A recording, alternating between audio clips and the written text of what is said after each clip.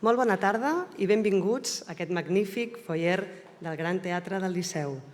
Un espai que avui, per una estona, intentarem que es faci oblidar que això és una sala al bell mig de la Rambla de Barcelona i us imagineu que és un espai com un vagó de tren. Un vagó de tren amb el qual farem un recorregut que segur que reconeixereu per la seva melodia. Intentarem que el viatge que farem avui plegats aquesta tarda sigui distret, interessant i amè. I sobretot, que us transporti a alguns d'aquells moments que són especials per a cadascun de vosaltres i a d'altres dels que formen part de la memòria col·lectiva. I és que és precisament això el que ens proposa l'acte d'avui, amb aquest títol tan evocador i suggerent, el ferrocarril com a banda sonora de la nostra vida. Voldria recordar que aquesta jornada forma part del cicle de sessions Espai Diàleg, engegades l'any passat en el marc de l'Any Europeu del Ferrocarril i que enllaçaran amb el Congrés Internacional sobre el Transport Públic que se celebrarà el mes de juny de l'any 2023 aquí a la ciutat de Barcelona.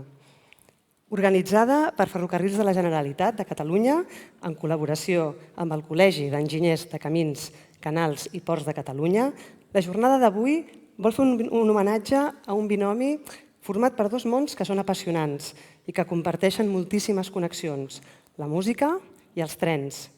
I per fer-ho, comptem amb dos convidats excepcionals. El David Caravent, que com bé sabeu és el guitarrista, cantant i compositor de Mishima. Moltes gràcies, David. I la Marta Salicru.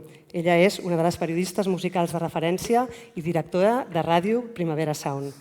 Però abans d'encetar la conversa amb els nostres convidats, cedeixo la paraula als representants de les entitats organitzadores d'aquesta jornada i que ens donaran la benvinguda en aquest acte.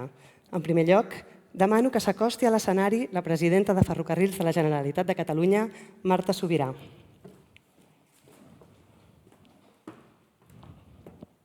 Gràcies, Olga. Bona tarda a tothom. Moltes gràcies per acompanyar-nos avui en aquest acte tan singular per una empresa com Ferrocarrils i també al Liceu per oferir-nos aquest espai tan magnífic. Segurament no podríem haver trobat cap altre lloc millor per fer un acte com aquest.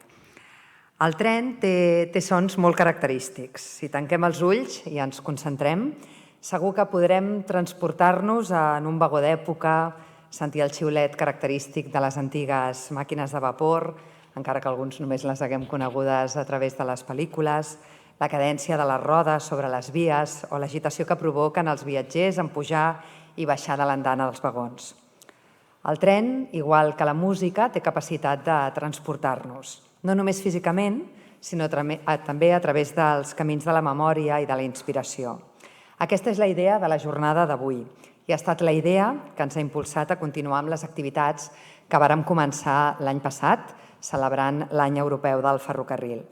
Ho fem estrenant aquest nou format, que ara també l'Olga comentava, l'Espai Diàleg, un espai propi de ferrocarrils, però obert a la col·laboració amb entitats com el Col·legi de l'Enginyeria de Camins, per posar en valor la importància del transport públic com a element clau en la vida individual i col·lectiva de les persones.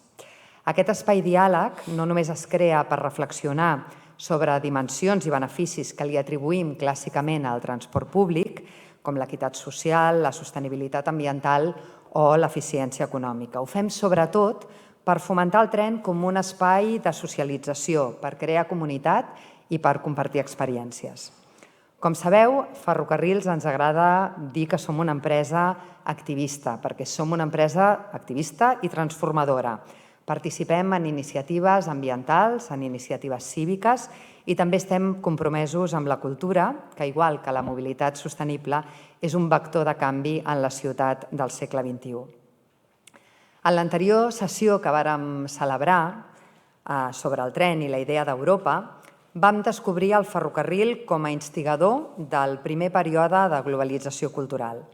La idea d'Europa, més necessària a reivindicar que mai en aquests dies foscos i de guerra que vivim, es forja a partir del ferrocarril. Ja en aquell moment apareixen compositors que s'inspiren en el tren a l'hora de composar les seves melodies. Johann Strauss va composar un vals en homenatge al tren un any abans que aquest arribés a Viena. Antonín Dvořák era un fanàtic del ferrocarril. Cada dia passejava per les andanes de l'estació de Praga i somiava dissenyar màquines de vapor en lloc de composar música. Això dir-ho aquí al Liceu. No és casual que avui doncs, ens trobem en aquest escenari que és ideal per reivindicar aquesta història comuna d'Europa, els trens i la música. El Liceu es va inaugurar el 4 d'abril de 1847, just un any abans que es posés en marxa la primera línia de ferrocarril a Catalunya entre Barcelona i Mataró.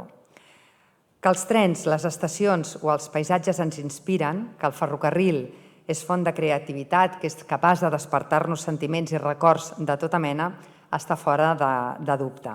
Per això combina també amb la música. Ho sabien els clàssics del segle XIX i també ho sabien els compositors de jazz quan anaven en tren de Nova Orleans a Chicago. I tots tenim aquelles peces que ens fan vibrar, que ens emocionen, que ens porten als nostres llocs feliços, que diuen ara. Per mi, i la veritat és que no hi havia pensat abans de començar a pensar en aquest acte, n'hi ha diverses amb referències ferroviàries. La millor, aquella que més m'emociona i que ho fa cada vegada que l'escolto, és l'insuperable Blue Train de Coltrane. Però també m'emocionen el tristíssim Downbound Train de Springsteen o l'esperançat Downtown Train de Tom Waits, o tornant al món del jazz, la formidable invitació de Duke Ellington i Ella Fitzgerald a agafar el més alegre A-Train. Més a prop de casa, els records d'adolescència se'n van cap al tren de mitjanit de Sau o els més ballables Long Train Running dels Doobie Brothers. Jo tinc un passat a la ràdio i l'havia punxat moltíssim aquesta cançó, o el Last Train to London, de la ELO, una ciutat on hi vaig viure i que en el seu moment vaig arribar a prendre'm també les diferents línies de metro i totes les estacions per on passava. Segur que si tots us poseu a fer aquest exercici us en sortiran més de les que penseu, i l'Olga, la Marta i el David són avui aquí precisament per ajudar-nos en aquest viatge, per guiar-nos i per inspirar-nos a través de la música en nom de tren. Només per acabar, tornar a donar les gràcies al Liceu per acollir-nos i també al Col·legi per la seva bona predisposició a sortir de la seva zona de confort i a barrejar i a sumar ciència i humanitats, enginyeria i cultura i tècnica i art. Benvingut, per tant, a tots i a totes a aquest acte que vol reivindicar la cultura en el seu sentit més ampli, avui amb més ritme que mai. Moltes gràcies.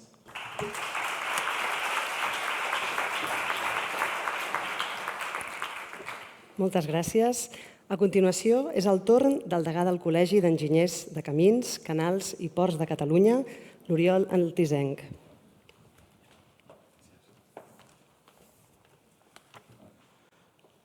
Els enginyers de camins som de ciències i de lletres, i sortim de la zona de confort i apareixem en un lloc de molt de confort.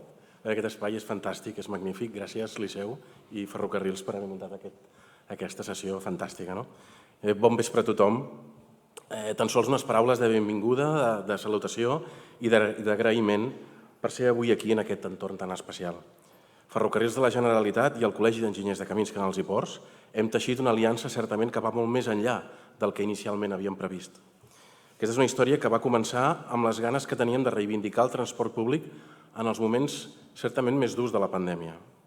Pensàvem llavors en intentar que els usuaris veiessin el transport públic com el que mai havia deixat de ser, un espai segur i fiable per moure's per la ciutat. Pensàvem en fer activitats conjuntes molt properes als debats que habitualment fem al col·legi.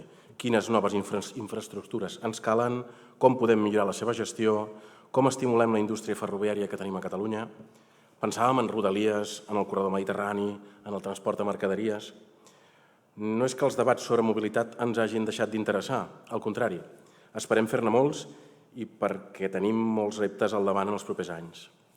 Barcelona, les ciutats, estan en procés de transformació. Això és una evidència que tots estaríem d'acord. Resoldre bé el mix de la mobilitat és essencial si volem una Barcelona, en aquest cas, saludable, productiva, innovadora, amable, capaç de competir amb les millors ciutats del món, com ha passat certament en els darrers 30 anys. Les decisions que es prenguin sobre la mobilitat condicionaran l'èxit de la ciutat. Però al costat d'aquests debats entorn d'allò, podríem dir-ne més hard, vàrem pensar que una bona idea era veure els ferrocarrils i el transport públic, en el seu conjunt, des d'un altre punt de vista. La cultura, com el transport públic, és un vector de transformació social molt potent. Convindríem que potser el que més. De la mateixa manera que sense cultura no hi ha ciutat, sense transport públic tampoc. Fa unes setmanes, en un acte que reflexionàvem sobre els ferrocarrils i la idea d'Europa, vàrem arribar a la conclusió que el ferrocarril va ser també el responsable de donar un gran impuls a la cultura europea. De fet, l'escenari on som és fill d'aquell clima europeu d'intercanvi previ a la Primera Guerra Mundial, en el que cultura i progrés tècnic i econòmic anaven de la mà. Avui, més d'un segle després, som aquí per inspirar-nos una altra vegada amb aquest vincle entre cultura i progrés, en aquest cas entre música i ferrocarril, mirant de projectar-nos cap a un futur millor. Gràcies per ser avui aquí i endavant.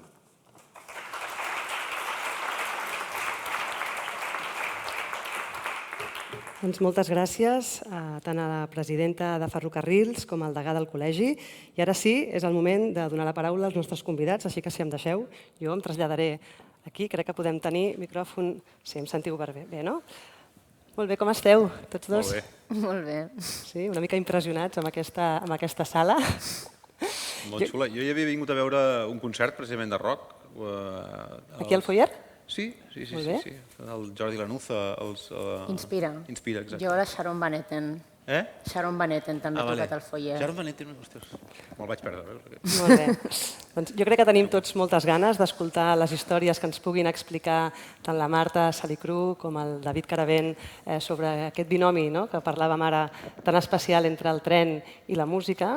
Però jo m'agradaria començar... Us haig de confessar que no era... O sigui, fins que no ens van proposar fer aquesta trobada no era algo que m'hagués plantejat molt habitualment. Una bona excusa, una bona excusa.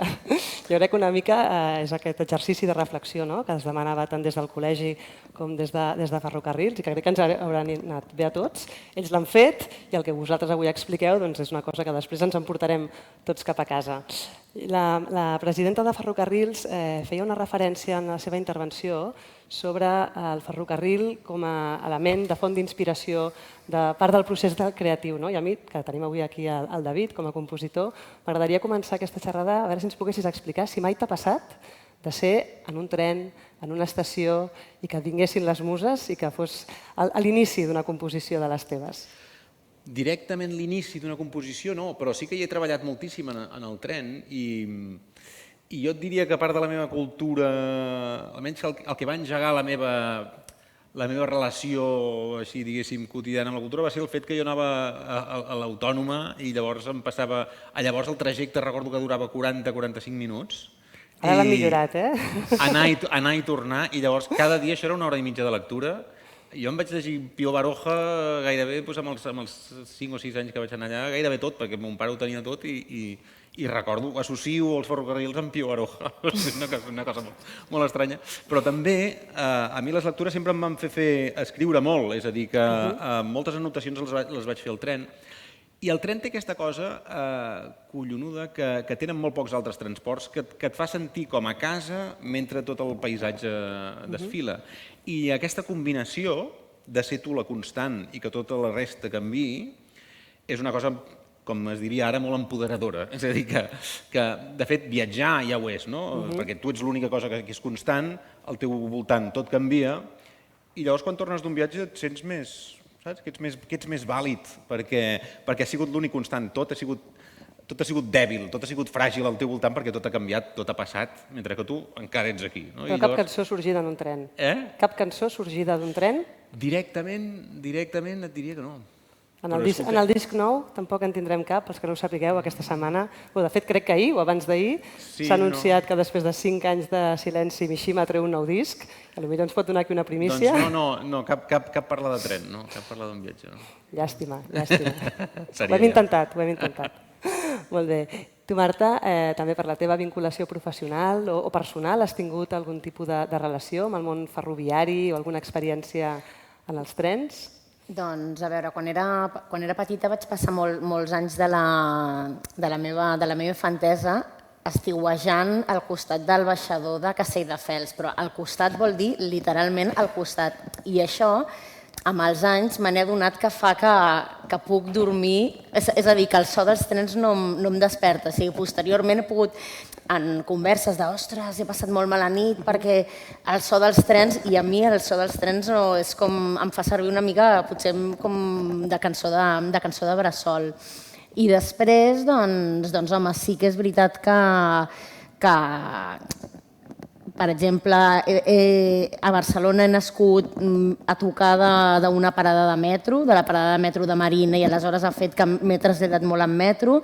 Durant molts anys vaig viure a Hospitalet i em traslladava en ferrocarrils de la Generalitat fins a Europa Fira durant una dècada, i això vol dir que sí que he passat moltes hores en trens. També he fet classes a l'ESCAC, on també em traslladava a Terrassa en ferrocarrils, és a dir que sí, m'hi he passat moltes hores al tren, i això vol dir que he llegit molt al tren, he escoltat molta música al tren, he treballat molt al tren, també ara també m'he acostumat a haver d'agafar aves i vol dir que em passo moltíssimes hores davant de l'ordinador fent oficina mòbil, o sigui que coincideixo molt amb aquesta idea que deia el David, que realment el tren té aquesta cosa de que et pots aïllar, et pots sentir com a casa, et pots concentrar, o sigui, permet una capacitat de concentració que no em permeten altres trajectes. Però escolteu música quan sou en el tren? Hi ha un tipus de música que es pot escoltar en el tren millor que en un altre lloc o no?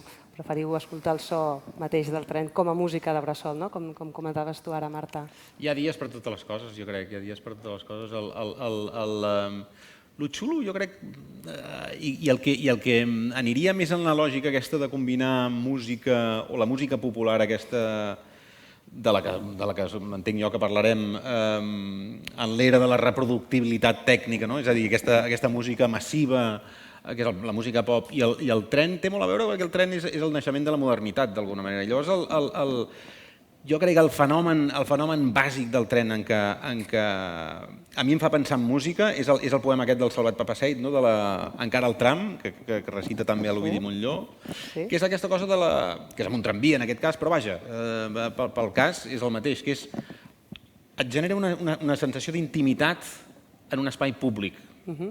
I aquesta tensió és la pròpia de la vida moderna de les grans ciutats. És a dir, la possibilitat de trobar-te amb un desconegut. És a dir, fins aleshores en els pobles normalment et saludaves amb gent coneguda. Hi ha l'Erving Goffman, aquest antropòleg urbà especialitzat en les ciutats, que diu que tu camines a una velocitat inversament proporcional al tamany de la teva ciutat. És a dir, com més gran és la ciutat, més possibilitat tens de creuar-te amb una persona estranya i, per tant, més ràpidament camines. És a dir, que com més gran és la ciutat, més ràpidament camines. I llavors, tots aquests fenòmens, el fet d'estar, que per un atzar absolut et trobis en l'interior d'un vagó i coincideixis amb una noia que t'atrau, per exemple, però no li pots veure la cara, i llavors desitges veure-la fins que llavors marxa, que és el tema del poema de Papasseit, i de tantes altres cançons, perquè em vaig trobar ara jo fa poc una altra que també parlava del mateix. Doncs és aquesta convivència entre l'estrany, el desconegut i la teva vida quotidiana. És a dir, l'estrany s'incorpora a la teva vida quotidiana i tu has de créixer, has de madurar per acceptar l'altre en el teu dia a dia, i això és una cosa, és el que funda la modernitat, jo et diria, i la cançó popular ho ha integrat això totalment, integrar l'estrany a dintre d'una estructura coneguda. És que ara, amb això que deies, ja m'han vingut al cap diverses de les cançons en les que hem estat pensant, que hem estat recollint aquests dies, que no sé si hem d'anar entrant en matèria o encara no. Sí, entrem en matèria, perquè jo crec que la gent vol sentir com expliqueu aquestes històries de les cançons. És que suposo que una de les peculiaritats que té és això que estem dient, aquest element de superquotidianitat fa que en el tren, o sigui que en el tren hi pot passar qualsevol, igual que qualsevol esdeveniment que tingui sentit incloure en una cançó perquè pot tenir un impacte emocional en la persona que l'escriu. Aquest esdeveniment pot passar, igual que pot passar en qualsevol lloc, també pot passar en un tren, quan en canvi és més difícil que pugui passar en un avió, com si diguéssim que les circumstàncies són més... Per exemple, ara que deies amb la cançó en el poema de Papa Said que trasllada l'Ovidi Montllor. Per exemple, també hi ha una cançó de Jou Batan, un dels pares de la salsa, d'aquesta salsa newyoricana sorgida a Nova York als anys 70, doncs també relata, es diu Subway Joe, i relata una escena de flirteig en un metro. Resulta que el Jou Batan a més explica que, una mica com us deia jo, que jo vaig créixer a la cantonada de la parada de metro de Marina, doncs el Jou Batan estava a la cantonada, va créixer en una cantonada d'una estació de metro de Nova York i just aquell enclavament era una mica el punt de trobada de tota la comunitat del barri. Quan quedaves amb un amic et trobaves allà i aleshores doncs una mica amb aquesta idea de l'estació, el tren com a punt de trobada, relata una intenció de flirteig amb una noia que li surt fatal perquè la noia l'únic que li diu és em deixes seure? Et deixes estar de... no m'interesses, el que m'interessa és seure. La noia al final li acaba clavant una plantofada i fins i tot una cosa graciosa és que aquest Subway Joe que protagonitza la cançó, aquest Joe del metro, explica com en el moment en el qual està al terra, cruixit, després que la noia li hagi clavat una bona tunda, nota com la vibració del tren li va fent ressentir els morats resultants de la pallissa d'aquesta noia novaiorquesa amb caràcter. I després, el que parlàveu de la modernitat, i també el que la directora de Ferrocarrils parlava, aquesta idea del tren com a una de les maneres que Europa va tenir d'unir-se, també em trasllada la Trans-Europa Express de Kraftwerk, que relacionant una mica amb aquesta idea del ferrocarril, el tren com a idea de modernitat. Kraftwerk, grup alemany dels anys 70, una mica com si diguéssim en el pont en què el rock experimental va començar a avançar cap a l'electrònica i ells com a pioners d'aquesta música electrònica, diguem que van compartir un imaginari molt pròxim al dels futuristes, de les avantguardes artístiques i els mètodes de transport, ja siguin les autopistes o els trens, com en aquest Trans-Europa Express, doncs van ser un dels seus fonts d'inspiració. I amb aquesta cançó, aquesta percussió electrònica que fan servir, s'introdueix molt en... aboca aquesta cadència i aquest so del tren que també trobem en algunes altres cançons. I a més en aquesta cançó es menciona Station to Station i David Bowie i Iggy Pop en aquesta etapa berlinesa que van tenir, amb la qual van coincidir amb els Kraftwerk. És molt curiós perquè hem començat parlant del tren com a font d'inspiració, potser des de la vessant més lírica, de la part de la lletra, i ara has introduït un element que, clar, el propi soroll del tren, el moviment que té, crec que també és introduïble en alguns temes, com en aquest que explicaves ara. Soroll o diguem-li so del tren, diguem-li música del tren. Soroll en el ben entès, sí. I hi ha la regularitat aquesta també, no? És a dir, el que fa el tren també és fer que el trajecte sigui previsible, és a dir, que hi ha la puntualitat, la idea que les 3 de la tarda siguin les 3 de la tarda a Barcelona i a Mataró, i llavors sincronitzar els rellotges en aquell moment. I aquesta puntualitat, que és la que ha de tenir la cançó pop, perquè finalment... És el que diu el cànon? Sí, és una manera d'organitzar una melodia que necessàriament ha de ser bastant capriciosa i inserir-la en una temporalitat, en un temps previsible també. És a dir, el pop, contràriament a la cançó popular, contràriament a la música clàssica o al jazz fins i tot, doncs no és mal·leable el temps. És un temps que més o menys quan comença i quan s'acaba és el que és. I aquesta cosa previsible, que emfatitza moltíssim Kraftwerk i tot el desenvolupament del techno i la introducció de les caixes de ritmes i coses així, el que fa és preguntar-nos a tots nosaltres, ostres, hi ha una part d'això que ens agrada molt, hi ha una part del fet de saber que el meu cor ha de bategar d'acord a la màquina, és molt reconfortant. Ens dona com una mena de La pau, solució... no? La pau? Eh? Com una pau? Sí, una pau, allò que dius, bueno, ja sé de quin mal he de morir, d'alguna manera, no? I això em permet pensar llavors en altres coses, no? I és una mica el que té el tren, és a dir, tu entres en un tren i dius, bueno, ara vaig a fer un viatge, però entres al tren i dius, bueno, això ja és com si hagués arribat en algun lloc, no? Mentre que els altres mitjans de transport no tenen això, has de conduir tu, has d'estar tu alerta, o a l'avió ets molt més gregari, o a l'autocar, no? Amb el tren té aquesta cosa de que el temps està organitzat i va comprometre, diguéssim, l'organització del temps de tota Europa. És un compàs 4x4, no? Sí. I en la cançó popular també passa el mateix, no? I tota la història una mica del pop, del pop del segle XX, vull dir, és com es va introduint la màquina en nosaltres. Què acceptem? Fins a quina part encara seguim sent humans, no? I ara que amb el trap, per exemple, s'ha introduït el vocoder i el melodyne i tot això, que són la manera d'afinar la veu amb màquines, ja és l'últim que quedava d'humà en la cançó popular, que era la veu, doncs també s'està manipulant ja, no? I llavors, però bueno, ens estem jugant tots el joc de preguntar-nos en què consisteix la música, en què consisteix la vida. És una cosa que es pot predir completament o hi hem de ser, fins a on hi hem de ser, no? I jo crec que amb això és paral·lel als mitjans de transport, no?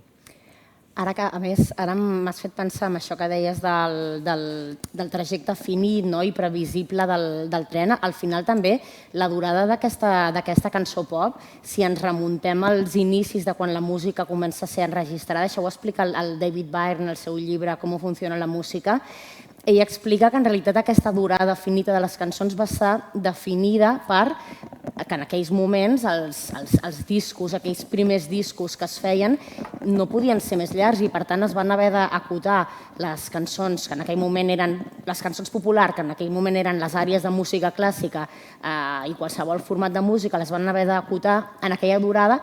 Curiosament, aquell trajecte que fa l'agulla pels surcs fins que arriba al final. Bueno, i també passa amb la notació, diguéssim, amb la música clàssica, és a dir, abans les peces musicals duraven el que durava la memòria del músic. Correcte.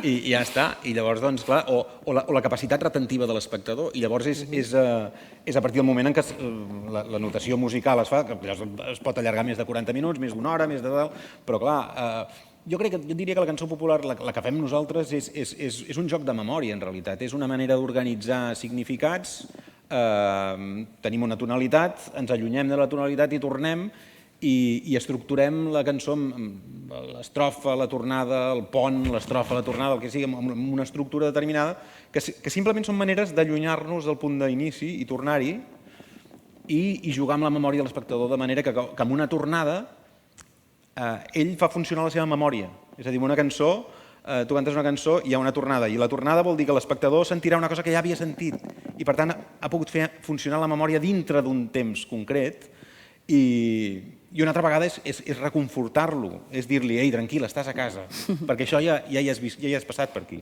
És una mica... És com el trajecte recurrent que pots fer, no?, amb un tren. Exacte, és anar a allò altre, però amb seguretat. Saps? Que et donen de la mà. I que t'hi porta un maquinista, no? Sí, i ho fas regular, i ho fas... Però clar, vas més lluny que el que anaves abans amb carro, no? Vull dir que... Totalment. Han sortit ja alguns noms d'alguns títols de cançons, ja, i per reprendre una mica també amb el títol de la xerrada d'avui, no? A mi m'agradaria preguntar-vos així a tots dos, si haguéssiu de fer la banda sonora de la vostra vida, no? I això ja agafa diferents etapes, hi hauria alguna cançó, o més d'una, que tingués el tren en algun dels motius? Les del títol és fàcil, però alguna que us vingués al cap que us agradaria recordar? Ostres, n'hem seleccionat algunes, però tampoc no diria que són cançons així de la banda sonora de la nostra vida, que ja serà molt de la meva, vaja, vull dir que és molt llarga, però tampoc no sé, potser no sé si en triaria d'altres. En realitat, mira, potser una de les que més em marcaria és una que no és la que he triat jo, sinó que l'has triada tu, que és la de Le Poinçonnet de Lilas, del Serge Gainsbourg, que és aquesta història d'aquest taquiller... Aquest revisor, un revisor. D'aquest revisor, exacte, del tren, del metro, del tramvia francès. I, ostres, doncs, Serge Gainsbourg és una figura que sí que marca molt la meva trajectòria emocional com a melòmana. I, a més, aquesta cançó, que és aquesta figura tan antipàtica, tan enfadada, vull dir que realment és una cançó que sí que m'ha acompanyat molt. El Poinçonneur de Lila té aquesta cosa que és un revisor que va fent forats als bitllets de metro i llavors el tio es torna boig i està fart de fer forats i forats i forats i al final el forat que fa és per morir-se, no? Diu que es vol tirar un tiro per fer-se un forat al cap, diguéssim. Però clar, és una mica també la història de l'alienació d'una persona que viu sempre sota terra i que no veu la llum del dia i que només veu això que diuen, que jo per traduir-la aquesta cançó vaig haver d'esforçar, les fiances, són com les rajoles aquestes de les que està fet el metro de París, tan boniques, blanques, que s'han posat de moda últimament en l'interiorisme d'aquí, que hi ha moltes granges i molts llocs molts llocs hipsters que posen aquestes mateixes rajoles blanques.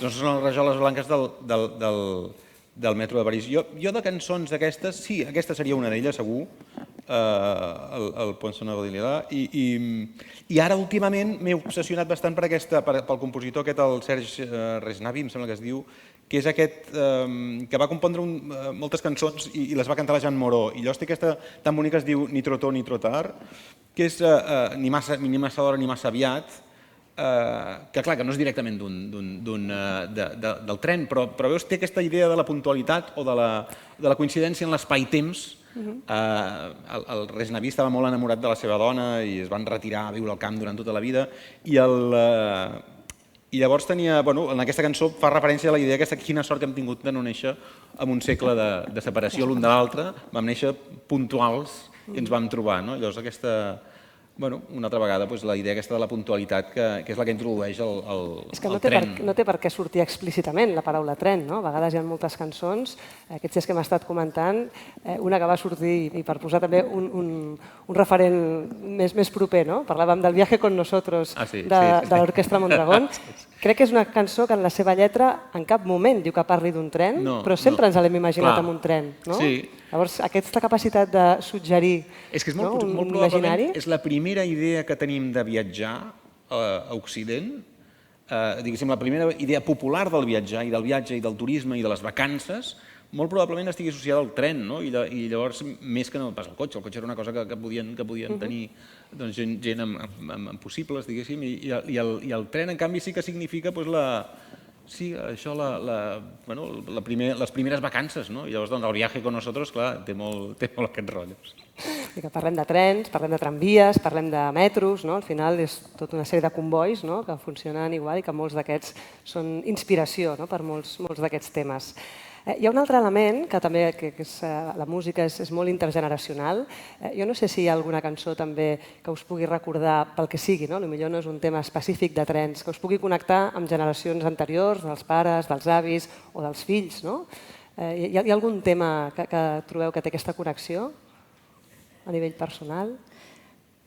A veure, a casa meva han escoltat sempre s'ha escoltat molta música, però ningú no ho havia fet amb l'obsessió que ho he fet jo.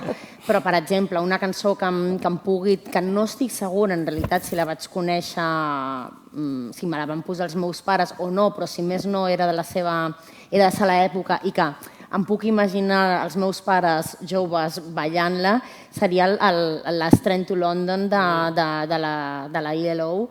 I a més, per exemple, és una cançó que jo recordo haver-la punxat molt com a discjòquei, perquè a més també vaig viure una època a Londres i aquesta idea de l'últim tren és una cosa que doncs això, si qualsevol persona que hagi sigut una mica noctàmbula, aquesta idea de l'últim tren, o si estàs a les afores, és una cosa amb el que connectes molt, aquesta idea, aquest moment en el qual una mica... La cançó tampoc no és... En realitat, la lletra va més, que l'he estat revisant aquests dies, va més una qüestió una mica romàntica i tal, però a vegades també amb les cançons els compositors i els intèrprets sempre convideu al públic a que ens la fem nostra de la nostra manera i, per tant, és un exercici que jo sempre faig. I en aquest cas, doncs, sempre em porta aquesta idea d'aquest moment en el qual s'està decidint què passarà aquella nit, si agafes l'últim tren cap a casa o no, o et llances a l'aventura.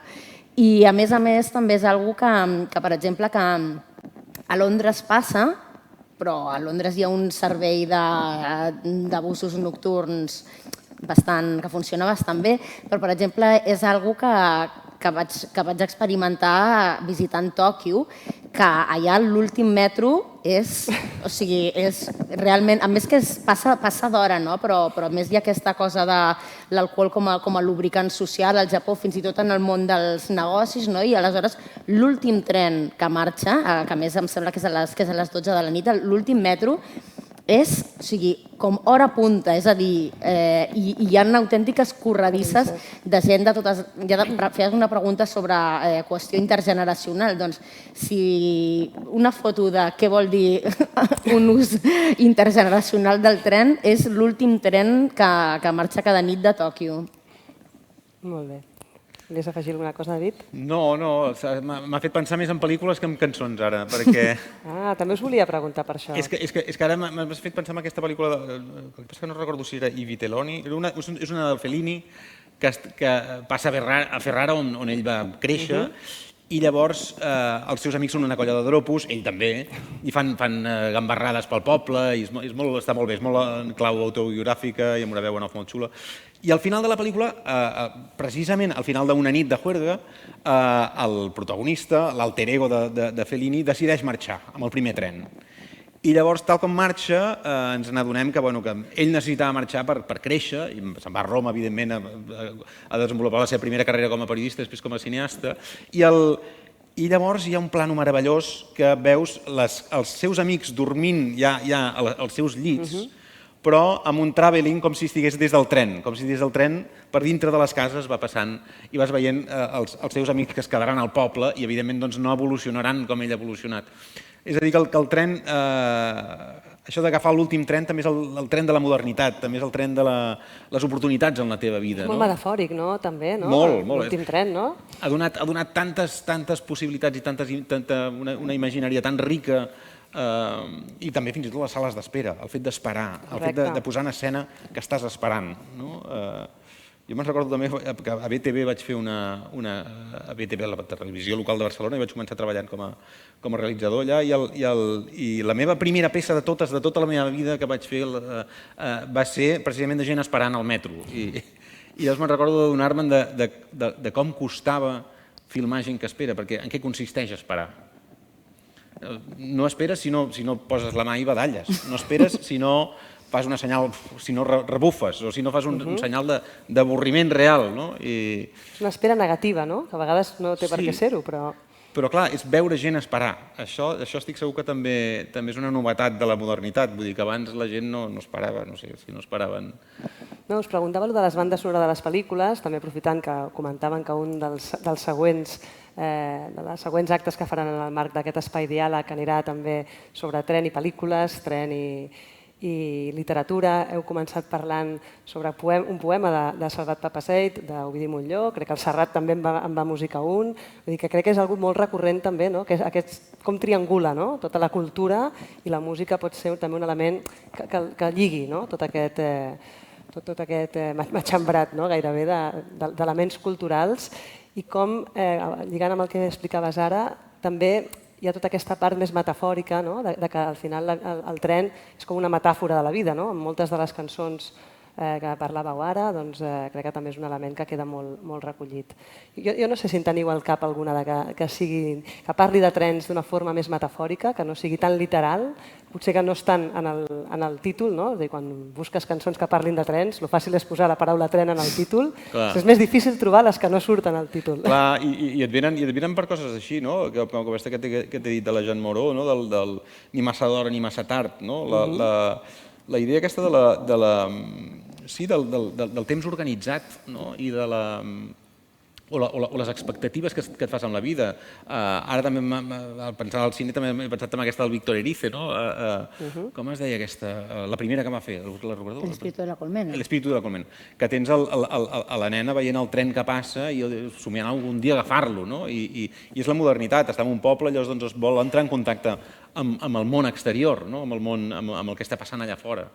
I clar, el tren era portador, doncs, sí, d'això, del canvi del temps, no? I així també ha quedat reflectit en moltes cançons, no? El Downtown Train és una mica això, és un tren que em porti algú a qui estimar, no? I és un lloc de possibilitats. Tu dius, aquest que Sambero El Joe Batan a Nova York, clar, està en un punt de trobada, un crossroads de trobada que farà... La samba, d'alguna manera, és producte d'això, d'una trobada de ritmes brasilers i... Bueno, la bossa nova, més aviat, no? Sí, bueno, en aquest cas és més així d'origen portorriqueny i tal. Sí. Però, bueno, és el melting pot aquest d'un lloc de trobada de moltes influències diferents que fan que allò emergeixi una nova visió de la vida, no? De fet, estava pensant també que si anéssim encara una mica més enrere, fins i tot en les cançons infantils, no? De quan som petits, quantes cançons d'aquestes tenen el tren o el maquinista o el vagó de protagonista, no? A l'estació. Sí. Passajeros al tren. Jo volia enganxar-me a això que comentaves, que la veritat és que la pel·lícula de Fellini no l'he vista, però l'escena que descrivies semblava que el Paolo Sorrentino li havia fet un homenatge amb una escena clau a Fue la mano de Dios, la seva última pel·lícula, perquè també hi ha aquesta idea del tren com a element de fugida, com a porta cap a una potencialitat, cap a un futur possible, que no sabem ben bé. I aquesta idea del tren, de les cançons amb els trens com a metàfora, hi ha moltes vegades, tot i que són cançons, per exemple, que porten el tren en el títol, hi ha cançons d'amor en el qual el tren és aquesta metàfora de l'allunyament de la persona estimada, igual que també en moltes altres és com sinònim de l'acostament cap a una persona estimada, però, per exemple, Trains, Boats and Planes, en el qual hi ha diversos sistemes de transport mencionats, trens, vaixells i avions, composada pel Burt Bacharach i el Hal David, i per exemple, que la versió de la Dionne Warwick també és una cançó així com bastant clau per mi, i parla d'això, de que hi ha una persona estimada desapareguda, lluny, i s'intenta conjugar aquests trens, avions i vaixells perquè te la retornin. Però en realitat no és l'agència dels trens portar-te la persona, és la persona que ha marxat, és la persona que no vol tornar. Però tu apliques l'esperança en el tren. Exacte. La Penèlope del Serrat està esperant un tren, no? I tant, comença així la lletra. Sí, que és una versió d'Ulisses, no? Perquè en realitat és moderna, la Penèlope que està esperant Ulisses, però en aquest cas és un tren que li ha de portar... El convertim, diguéssim, en la urna de la nostra esperança, sigui d'allunyar-nos i prosperar, o sigui que ens torni la vida, no? Sí. Hi ha també una altra cançó d'amor o de desamor, perquè també trobem, potser per aquest element reflexiu que té el tren, que et permet pensar, potser ha generat cançons de desamor, perquè en aquests moments reflexius a vegades podem entrar en loop en aquests pensaments d'això, quan tenim el cor trencat. I, per exemple, Train in Vain dels Clash, en realitat la menció al tren només és en el títol, però en aquesta cançó el Mick Jones, que és qui la va compondre, retreu a una persona estimada que no va estar al seu costat. De fet, la cançó es diu Train in Vain, Stand by Me, i diu que aquesta persona estimada no va estar al seu costat. Aleshores, pel que sembla, per les dates, per la cronologia. Aquesta cançó és una resposta a una cançó de The Slits, la banda de post-punk femenina també del Londres de finals dels anys 70, en la qual, amb una cançó que es diu Typical Girls, o sigui, les noies típiques, elles desmunten els arquetipus associats a la feminitat, o vaja, com si diguessin, la cançó és com una tirallonga, com una descripció, una llista d'aquestes atribucions que s'han fet tradicionalment a la feminitat. I una d'elles és, doncs això, estar al costat del teu home, com cantava també la Tammy Wynette, Stand by Your Man. I elles en la cançó, elles com a noies atípiques, reclamen això, que elles sembla que no s'identifiquen amb aquesta cançó, amb aquesta característica de quedar-te al costat del teu home. I, en canvi, en la cançó de The Clash se li retreu aquest interès amorós que no s'estigués al seu costat. I el Mick Jones va tenir una llarga relació amb la Bip Albertine, la guitarrista de The Slits. I el títol sembla, que això ho ha explicat la Bip Albertine en entrevistes, és perquè el Mick Jones es traslladava en tren cap a casa de la Bip Albertine. És a dir, que aquest és el motiu per la qual aquesta cançó de The Clash es diu Train in Van, o sigui, un tren que no servia per res. Una història fantàstica. Molt bé, molt bé. Jo crec que aquest tipus d'històries que s'amaguen darrere de les cançons són fantàstiques per aprendre també, què és el que les va inspirar, què és el que expliquen i a vegades fins i tot expliquen el propi sentiment que té l'autor quan les va compondre. Jo no sé, abans parlàvem de la vessant compositora del David. Jo no sé si t'has plantejat mai, abans comentaves que no t'ha vingut la inspiració, però et podries plantejar fer una cançó amb el tren com a protagonista? Sí. Podem posar aquest encàrrec avui, després d'aquesta xerrada? I tant, i tant. Precisament jo crec que el que engega una història, el Ben Hecht, ho deia el guionista aquest de Hollywood, que havia treballat tant pel Hitchcock i pel Billy Wilder, em sembla, doncs la idea aquesta del boy meets girl, que és el que engega un noi coneix una noia, i això és el que engega una història.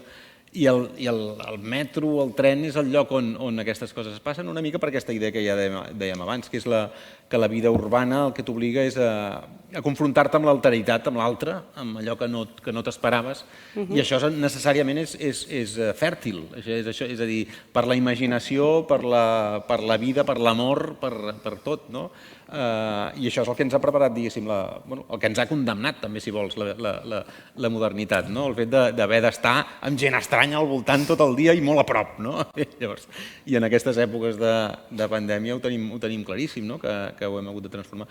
Per mi, compondre una cançó sobre això, de fet ja ho faig, és a dir, jo que sé, ara et puc explicar d'una cançó del nou disc, per exemple, que es diu Sé que ets tu. Ara, veurem això. Que no té res a veure amb el tren, però sí que té a veure amb la redefinició de les fronteres de lo íntim i de lo públic.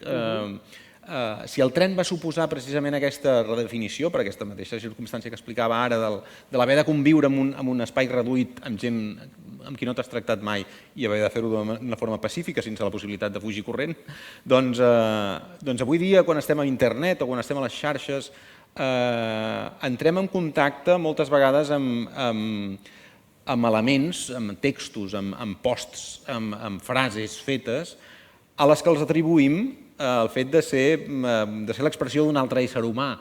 Però ara ja sabem, des que hi ha els bots i que hi ha els algoritmes que ho podrien generar, doncs que és possible que rere aquesta expressió, rere aquest missatge, no hi hagi exactament un individu, sinó que hi hagi vés a saber què. I llavors, el flirteig, si vols, o la relació que podem tenir amb aquest altre, al final acaba sent molt el producte d'una imaginació que és gairebé una fe religiosa. Tu intueixes que allà hi ha algú altre, però com que aquest altre va canviant de forma i d'avatar i de tal, no saps ben bé què és. I llavors al final s'acaba desenvolupant una relació, ja et diria jo, gairebé religiosa. Tu assumeixes que allà hi ha d'haver, que tot això ha de tenir sentit. I en aquesta redefinició entre lo íntim, entre que tu i jo podem parlar de coses íntimes, i que hi ha, en realitat, allà fora una altra cosa desconeguda, que m'atrau, doncs és el nou tren, jo et diria, que és una mica les xarxes socials. Com l'hem de buscar aquesta cançó? Amb quin títol en el es diu nou Sé disc? que ets tu, Sé que ets tu. que és una mica aquesta idea de... Bueno, igual que la que tenien la gent, la que ha tingut l'ésser humà sempre, no? Assumir que tot això té sentit i per tant que hi ha algú, un autor, un déu que ho ha preparat tot, no? Perquè si no, no faríem sentit de tantes coses inconexes i de tantes Un deus coses. ex màquina que ho controla tot, Clar, no? bueno, per què? Doncs perquè la nostra vida s'acaba i per tant una mica de sentit hauria de tenir. I llavors assumim que hi ha una altra cosa allà que ho organitza tot, no? I amb la comunicació avui dia doncs passa una mica això. I el tren va ser una primera relació amb el desconegut, una primera relació íntima amb el desconegut, igual que la ciutat, no? Dic, una cançó composta per tu sobre el tren, tindríem aquesta, que no és ben bé, però cantada sí, no? Perquè vam sentir un tren de la costa del Cirex on vas tenir alguna intervenció. Sí, ostres, explica'ns això, explica'ns això. Òndia, que bo! Doncs, ostres, que bo, no hi havia pensat, sí. Va ser bueno, amb el Leslie ens vam conèixer de casualitat, vam riure molt, i a més té unes històries molt bones perquè van ser el grup que va talonejar els Beatles i que no van poder veure el concert, a més, que és una cosa que trobo graciosíssima perquè tenien un altre bolo i per tant, doncs, mentre van començar els Beatles allò, anem al nostre bolo. I bueno, ens ho vam passar molt bé i llavors em va dir, escolta, farem aquest concert i em va dir de fer el tren de la costa, que clar que també és una mica això que dèiem abans del tren com a transport de les primeres vacances o de la primera idea de l'estiu, i sobretot aquí la línia de la costa que tenim, que està tota travessada per vies de tren perquè era la manera que teníem d'anar a la platja, i la cançó aquesta doncs parla d'això, bàsicament. Sí. L'hem rescatat ara així del passat. Volies dir, Marta? Sí. Que a mi m'ha quedat la curiositat saber si en el disc nou et sentirem cantant amb autotune, ja que abans ho has dit.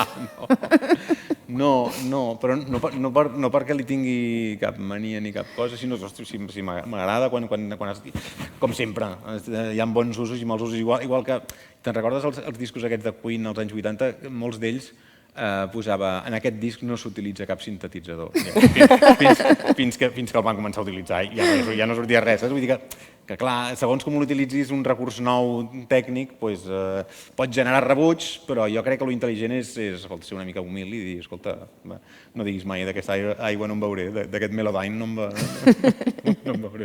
Jo crec que la Marta tenia preparada també alguna altra història d'alguna altra cançó que volia compartir. Doncs a veure, en tenim... Mira, per exemple, ja que també hem obert una mica parlar d'altres disciplines, hi ha una cançó de Primal Scream que es diu Trainspotting i que està inclosa a la banda sonora de la pel·lícula que també es diu Trainspotting, que és l'adaptació d'una novel·la de l'Irving Welsh que es diu Trainspotting, no, també? I clar, és una... Aquest concepte de Trainspotting és una cosa que el concepte ja existeix al Regne Unit i consisteix en això, en tenir com a tota gaudir de la visió de passar trens, com si diguéssim, igual que hi ha també, tinc la sensació que per exemple a Barcelona tenim molt interioritzada que hi ha una part de la població de certa edat gaudeix mirant les obres, doncs pel que sembla... No som target encara, no? Nosaltres d'això? Digue'm? Encara no som target. Crec que no. Doncs al Regne Unit aquest concepte de Trainspotting el van inventar per això, el concepte, perquè sí que hi ha molta afició de veure passar trens i aleshores la pel·lícula i la novel·la en aquesta idea d'una joventut que diguem que no vol seguir aquest camí que dèiem, aquesta idea del... no vol agafar aquest tren cap al futur, que prefereix no tirar per aquest futur, i aquesta idea una mica com de la vida passada d'aquesta manera. I a més hi ha algunes escenes a la novel·la que passen en estacions de tren, però jo tinc curiositat si aquí hi ha afició també, si a Catalunya hi ha afició pel Trainspotting, per seure's i veure passar trens, i quin seria un bon lloc per fer-ho? Doncs podríem buscar-lo. Clar, però és que aquí jo crec que la puntualitat ha sigut una cosa que ha arribat bastant fa poc, perquè em sembla que això del Trainspotting té molt a veure amb precisament medir a veure si arribaven a l'hora o no arribaven a l'hora. I clar, la ret de ferrocarrils a Anglaterra, a Gran Bretanya, tenia com molt prestigi precisament per això. I sí, però tens tota la raó. El protagonista el que vol és fugir precisament de no acabar sent una persona que només es dedica a fer això, és a dir, fugir de la màquina, fugir de la vida previsible i tenir una vida molt més apassionada, molt més intensa, molt més lluny del camí trillat, diguéssim, que el que et condemna l'apatia, diguéssim. I llavors... És curiós, perquè potser a priori podríem pensar que al final, vinculat al que explicaves abans, que té tota aquesta previsibilitat, que podria ser una cosa avorrida, i en el fons estem parlant de quantes cançons estan inspirades en aquest imaginari ferroviari i estan inspirant cançons d'aquest tipus. És curiós. Bueno, és quan una metàfora és tan bona que és capaç d'incloure coses absolutament dispars i posades entre si, és a dir, és l'esperança i és la nostàlgia alhora. És a dir, el tren pot ser sinònim d'això, d'esperar que torni una persona o voler fugir d'aquí. És a dir, que al final acaba sent com una cançó pop, i és el que tu deies abans, que la feina de l'artista en realitat és crear una mena d'estructura que sigui prou, que et prometi que allà estan succeint coses molt importants per entendre'ns a nosaltres, però que estigui prou deslligada de mi, que sóc l'autor, per exemple, per tal que em sobrevisqui i per tant que funcioni ella sola i per tant que cadascú, quan l'escolti, li doni el sentit que tingui. I llavors el tren com a metàfora de tantes coses funciona per això, perquè és polisèmic, diguéssim, però alhora explica moltes coses sobre la vida, esperar, emprendre un viatge, veure món, tornar a casa, tots són gairebé cada episodi, cada capítol d'un viatge amb tren és una metàfora de tota la vida. Tornar a casa ara m'has fet pensar en el Homeward Bound, també, de Simon & Garfunkel, sobre això, una cançó que també parla de trens i que no té la paraula tren en el títol, per exemple. I ara que parlaves també de la via d'escapament, crec que a més l'havíem comentat amb tu, Marta, hi ha aquell tema que es diu el Runaway Train, del Soul Asylum, també, que crec que és tota una història... Ara m'has fet pensar que sí que hi ha una cançó que indirectament del nou àlbum podria ser... Ah, vinga, va, que ho traurem. Es diu Vapor. Home! I és l'última del disc, però el que passa que és instrumental, però vaja, es diu Vapor, i llavors, clar, dic, hosti, pues sí que té... Però és vapor inspirat en màquina de vapor? És un altre tipus de vapor. No, el vapor que fa una dutxa en una habitació d'hotel, diguéssim, sí. És una altra cosa, però vaja. Sobre aquesta cosa de la metàfora dels trens, hi ha una història que vincula la història de la música recent i els trens, i és la importància que van tenir els trens, en aquest cas del metro de Nova York, una altra vegada, en l'evolució de la cultura hip-hop, tot i que és una història que no sé si us agradarà molt a vosaltres, però bueno, jo vaig cap allà. Tot és cultura, explica. O de la finestra trencada. És a dir, començo des del principi perquè en realitat no és una història que no parli tant de música, sinó com de grafiti, no?